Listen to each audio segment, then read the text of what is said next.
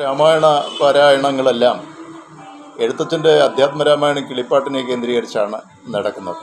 ക്ഷേത്രങ്ങളിലായാലും മറ്റ് ഭക്തിപ്രധാനമായ സ്ഥലങ്ങളിലെല്ലാം രാമകഥ വായിക്കുന്നത് ഒന്നുകിൽ അധ്യാത്മരാമായണം സംസ്കൃതത്തിലുണ്ടായത്, അല്ലെങ്കിൽ എഴുത്തച്ഛൻ്റെ രാമായണം. അത്യപൂർവമായിട്ട് മാത്രമേ ഞാൻ ഈ വാൽമീകിയുടെ രാമായണം വായിക്കുന്നത് കണ്ടിട്ടുള്ളൂ. യഥാർത്ഥത്തിൽ വാൽമീകിയുടെ രാമായണമാണ് രാമായണത്തിൻ്റെ അടിസ്ഥാനം. രാമകഥ ആദ്യം ഇത്ര വിശദമായും സ്ട്രക്ചേർഡായിട്ടും നല്ല ഘടനയോടുകൂടി ശില്പഭദ്രമായി പറയുന്നത് വാൽമീകിയാണ്. അത് പലരെയും അവതരിപ്പിക്കാറില്ല, വായിക്കാറില്ല. അതിന് കാരണമെന്ന് വെച്ചാൽ വാൽമീകിയുടെ രാമായണം നിങ്ങൾ പലരും മനസ്സിലാക്കിയിട്ടുള്ളതുപോലെ അത് ഒരു മനുഷ്യാവതാരം എടുക്കുന്ന ദൈവത്തെ മനുഷ്യനായി രാജാവായി നിർത്തിക്കൊണ്ട് കാണാനുള്ള ശ്രമമാണ്. അത് ശരിക്കും മനുഷ്യജീവിതത്തിൻ്റെ അർത്ഥത്തെ തെരയുകയും ഈ ലോകത്ത് ലൗകികനായി ജീവിക്കാൻ നിശ്ചയിക്കപ്പെട്ട ഒരു മനുഷ്യൻ കടന്നുപോകുന്ന പ്രതിസന്ധികൾ, സമസ്യകൾ, ഇതൊക്കെ അനാവരണം ചെയ്യാനാണ് അത് ഉപയോഗിച്ചിരിക്കുന്നത്.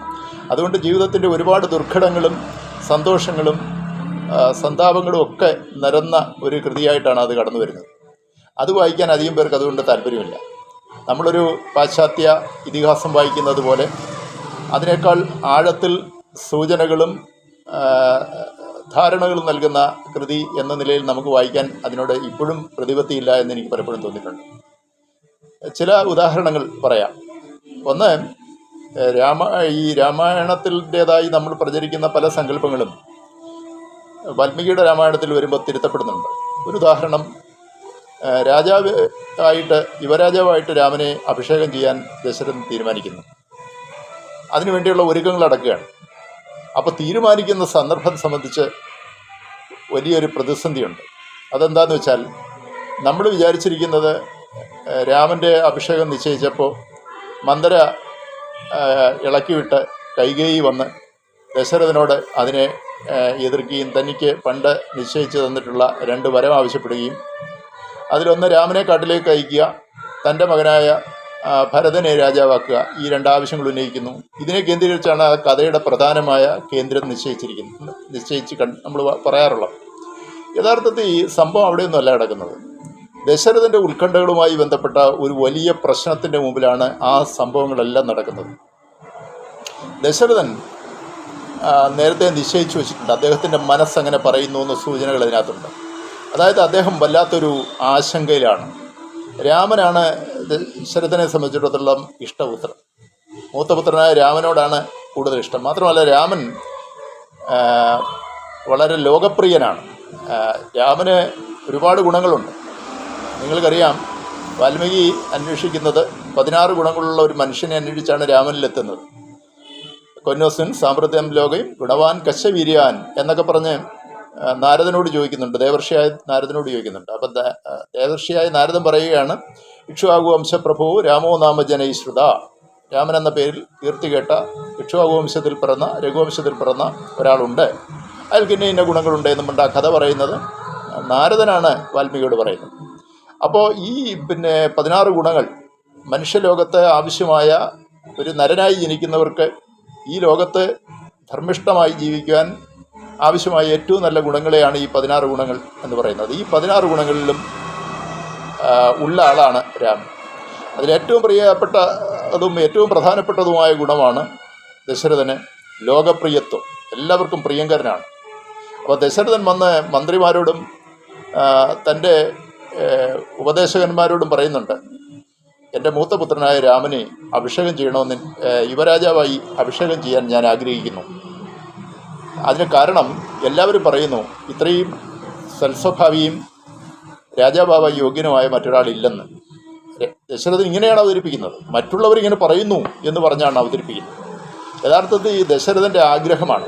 ദശരഥന് പ്രിയങ്കരനായ രാമനോടുള്ള സ്നേഹം കൊണ്ടാണ് യഥാർത്ഥത്തിൽ യുവരാജാവാക്കാൻ നിശ്ചയിച്ചിരിക്കുന്നത്. പക്ഷെ അത് ദശരഥൻ അങ്ങനെയല്ല പറയുന്നത് എന്ന് മാത്രമേ ഉള്ളൂ. എന്നിട്ട് ചോദിക്കുന്നുണ്ട്, കൂടിയിരിക്കുന്ന ഉപദേശകരോടും മന്ത്രിമാരോടും ചോദിക്കുന്നുണ്ട്, എനിക്ക് ഉള്ള തോന്നലാണ്, നിങ്ങൾക്ക് വ്യത്യസ്തമായ അഭിപ്രായങ്ങളുണ്ടെങ്കിൽ നിങ്ങൾക്ക് എന്നെ തിരുത്താം എന്ന് പറയുന്നുണ്ട്. വളരെ ജനകീയനായിട്ടാണ് ജനാധിപത്യവാദിയായിട്ട് നിന്നുകൊണ്ടാണ് ദശരഥൻ ഈ വിഷയം അവതരിപ്പിക്കുന്നത്. അനന്തരാവകാശിയെ നിശ്ചയിക്കുന്നതിൽ പോലും ജനാഭിപ്രായത്തിന് മുൻഗണന കൊടുക്കുന്ന ദശരഥനെയാണ് അവിടെ കാണുന്നത്. പക്ഷേ അദ്ദേഹത്തിലെ രൂഢവും ഗൂഢവുമായിരിക്കുന്ന ഒരാഗ്രഹമാണ് രാമനെ രാജാവാക്കുക എന്നുള്ളത്. അതാണ് അദ്ദേഹം ചെയ്യുന്നത്. അദ്ദേഹത്തിൻ്റെ ഒരു വലിയ ആശങ്കയാണ് പ്രശ്നം. ആശങ്ക എന്താണെന്ന് വെച്ചാൽ രാമനെ താൻ യുവരാജാവായിട്ട് അഭിഷേകം കഴിക്കുക എന്ന് പറഞ്ഞാൽ പിന്നീട് രാജാവായി അയാളെ നിശ്ചയിക്കുക, അയാളുടെ സക്സസറാണ്. അങ്ങനെ ചെയ്യാൻ തുടങ്ങിയാൽ എതിർപ്പ് വരുമോ? പ്രധാനമായിട്ട് എതിർപ്പ് അദ്ദേഹം ഭയപ്പെടുന്നത് ഭരതനിൽ നിന്നാണ്. ആ ഭരതനിൽ നിന്ന് ഭരതൻ വളരെ ശക്തനായ യോദ്ധാവാണ്, ഭരണ നിപുണനാണ്, ഒരുപാട് ക്വാളിറ്റീസ് ഉള്ള ആളാണ്. ഇത് ദശരഥൻ അറിയാം. യുധാജിത്തിൻ്റെ അനന്തരവനാണ്. അപ്പോൾ രാജ്യത്തിൻ്റെയൊക്കെ സഹായമൊക്കെ ഭരതനുണ്ടാകും. അങ്ങനെ ആലോചിച്ച് വളരെ ആശങ്കാവാനാണ് ദശരഥൻ. അതുകൊണ്ട് എന്ത് ചെയ്തു? യുധാജിത്ത് അയോധ്യയിൽ വന്നപ്പോൾ യുധാജിത്തിനോടൊപ്പം രാമനെയും രാമൻ്റെ കൂടെ എപ്പോഴും ഉണ്ടായിരിക്കുന്ന, രാമൻ്റെ ശരീരം പോലെ ഇരിക്കുന്ന ലക്ഷ്മണനെയും രാജ്യത്തേക്ക് പറഞ്ഞയക്കാൻ വേണ്ടി തിടുക്കം കാണിക്കുന്നത് നമ്മൾ കാണുന്നു. അതിൻ്റെ ശ്ലോകങ്ങൾ വാൽമീകി രാമായണത്തിൽ ലഭ്യമാണ്. അതിനുശേഷം അദ്ദേഹത്തിൻ്റെ ഉത്കണ്ഠ പറയുന്നു, ഞാനിത് ആലോചിക്കുമ്പോൾ തന്നെ വല്ലാത്ത അശുഭ ലക്ഷണങ്ങൾ ഞാൻ കാണുന്നല്ലോ എന്ന് മന്ത്രിമാരോടും ഉപദേശകന്മാരോട് പറയുന്നുണ്ട്. ഇതൊക്കെ സൂചിപ്പിക്കുന്നത് വല്ലാത്ത ഉത്കണ്ഠയിലാണ് അദ്ദേഹം എന്നുള്ളതാണ്. ധൃതിയിൽ യുവരാജ അഭിഷേകം നടത്താൻ ആഗ്രഹിക്കുകയാണ്. ആ യുവരാജ അഭിഷേകം നടത്തുമ്പോൾ 2 പേരെ വിളിക്കുന്നില്ല, ലോകം മുഴുവനുള്ള ആളുകളെ വിളിക്കുന്നുണ്ട്. അതിലെ ഏറ്റവും പ്രധാനപ്പെട്ടത് രാജ്യത്തെ ആരെയും അറിയിക്കുന്നില്ല. ഭരതനും ശത്രുഘ്നും രാജ്യത്ത് യുധാജിത്തിനോട് അമ്പാമൻ്റെ കൂടെ പോയിരിക്കുകയാണ്. അവരെ അറിയിക്കുന്നില്ല. അവർ പിന്നെ അറിഞ്ഞാൽ മതി എന്നാണ് പറയുന്നത്. അതേപോലെ ജനകനെ അറിയിക്കുന്നില്ല. ഈ 2 പേരെ അറിയിക്കാത്ത എന്താണ് ഉത്തരം പറയുന്നില്ല. അവർ പിന്നീട് ഈ സന്തോഷ വാർത്ത അറിഞ്ഞുകൊള്ളട്ടെ എന്നാണ് ദശരഥൻ പറയുന്നത്. ഇത് വളരെ കൗതുകകരമായി തോന്നുന്നു. ഇത് വ്യാഖ്യാനങ്ങൾക്ക് വ്യാഖ്യാനങ്ങൾ ഉണ്ടാക്കുന്ന ഭാഗമാണ്. ഒന്ന്, യുധാജിത്തിൻ്റെ അനന്തരവനായ ഭരതനെ രാജാഭിഷേകത്തിലേക്ക് അല്ലെങ്കിൽ യുവരാജാവാക്കാതെ ധൃതിയിൽ ഇത് ചെയ്യുമ്പോൾ ഒരുപക്ഷെ യുധാജിത്ത് എതിർക്കുമോ, ഭരതൻ അവകാശവാദം ഉന്നയിക്കുമോ എന്നുള്ള പേടി ഒരു ഭാഗത്ത് കിടക്കുന്നു. എന്തുകൊണ്ട് ജനകനെ വിളിക്കുന്നില്ല? ജനകൻ വലിയ ന്യായസ്ഥനാണ്, ധർമ്മിഷ്ഠനാണ്. അദ്ദേഹം രാജർഷിയാണ് ജനകൻ. അദ്ദേഹം ഏതെങ്കിലും അനീതി കണ്ടാൽ അതിനെ ചോദ്യം ചെയ്യുമെന്നറിയാം. അതുകൊണ്ട് ഈ 2 പേരെ ഒഴിച്ച് ലോകത്തുള്ളവരെല്ലാം വിളിക്കുന്നു. അപ്പോൾ ദശരഥൻ്റെ ഉത്കണ്ഠയാണ് ഇവരെ വിളിക്കാതിരിക്കാൻ കാരണം. അദ്ദേഹത്തിന് മുമ്പിൽ ധൃതി പിടിച്ച് രാമനെ രാജാവാക്കണം. ഒരുപക്ഷെ ഈ ധൃതി പിടിച്ച് ഇങ്ങനെ കാണിച്ചതുകൊണ്ടാണ് ഈ അനിഷ്ടങ്ങൾ ഉണ്ടാക്കുകയും രാമൻ കാട്ടിൽ വനവാസത്തിന് 14 വർഷം പോകേണ്ടി വന്നിരുന്നത്. യഥാർത്ഥത്തിൽ ഭരതൻ അവിടെ ഉണ്ടായിരുന്നെങ്കിൽ ഭരതനെ രാജാവാക്കാൻ ഭരതൻ സമ്മതിക്കുകയില്ല. അത് നമ്മൾക്ക് ശേഷിച്ച കഥ നമ്മളോടത് പറഞ്ഞു തരുന്നുണ്ട്. ഭരതൻ നാട്ടിലെത്തുമ്പോഴറിയുന്നത് രാമനെ കാട്ടിലേക്ക് അയക്കുകയും തന്നെ രാജാവാക്കി നിശ്ചയിക്കുവാനും തൻ്റെ പിതാവ് നിശ്ചയിച്ചിരിക്കുന്നു എന്നറിയുന്നത്. അപ്പോൾ ക്രോധാവിഷ്ടനാവുകയാണ്. അതിന് കാരണക്കാരിയായ അമ്മയെ കൈകേയിക്ക് നേരെ അങ്ങ് തിരിയുകയാണ് ഭരതൻ അത്ര ഉത്കൃഷ്ട ഗുണസമ്പന്നനാണ്. തൻ്റെ സഹോദരനായ രാമനെ ദൈവതുല്യം കാണുന്ന ആളാണ്. അപ്പോൾ അതുകൊണ്ട് ദശരഥൻ്റെ കാഴ്ചകളെല്ലാം മങ്ങിപ്പോയി.